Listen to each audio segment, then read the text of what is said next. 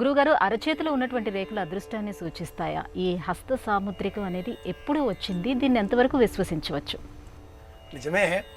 సముద్రుడు అనేటటువంటి వ్యక్తి చేత, శక్తి చేత లోకానికి అందింపబడిన ఒకానొక గొప్ప జ్యోతిషంలోని 5వ భాగంలో ఉండే శాస్త్రం సాముద్రిక శాస్త్రం. సిద్ధాంతము, సంహిత, హోర, ప్రశ్న, శకునము, ఈ 5 విభాగాలలో శకున శాస్త్రంలో అంతర్భాగమైనటువంటి 13టిలో ఒకటి సాముద్రిక శాస్త్రం. ఇందులో హస్తరేఖలలో ప్రధానమైనవి 13 రేఖలు.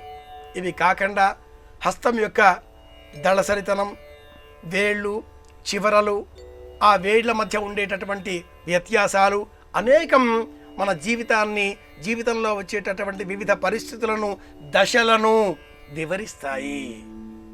అన్నట్టు ఈ రేఖలు 6 నెలలకు ఒకసారి మారుతూ ఉంటాయి. కొత్త రేఖలు వస్తాయి, పాత రేఖలు పోతూ ఉంటాయి.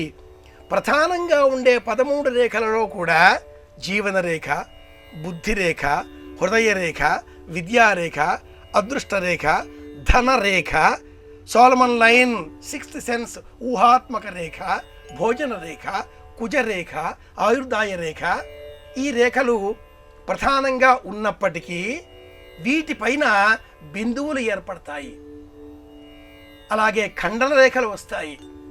ఈ ఖండన బిందువులతో పాటుగా విభజన రేఖలతో పాటుగా, ద్వీపాలతో పాటుగా అనేకములు ప్రతి 6 నెలలకు ఒకసారి మారుతూ ఉంటాయి.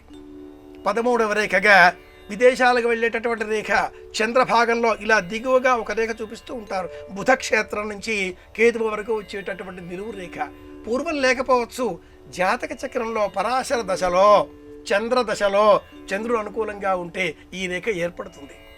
ఈ రేఖలు శాశ్వతంగా ఉండవు, మారుతూ ఉంటాయి. కాబట్టే ఈ మారే రేఖలను చూసి మన జీవితంలో వచ్చే అంశాలను కూడా అంచనా వేయవచ్చు, జీవితాన్ని అర్థవంతంగా మార్చుకోవచ్చు. కనుక శాస్త్రాన్ని శాస్త్రంగా పరిశీలన చేసి విశ్వాసంతో తెలుసుకోగలిగితే మంచి ప్రయోజనాలే రాబట్టుకోగలుగుతాం. ఇది సమస్య. ఈనాటి కాలంలో ఎవరు అలా విశ్వాసంతో కానీ, శాస్త్రోక్తంగా విధి విధానంగా కానీ తెలుసుకోకుండా షార్ట్ కట్ మెథడ్స్ ఏమైనా ఉన్నాయా, అవుతాయా అని వెతుకుతూ ఉంటారు.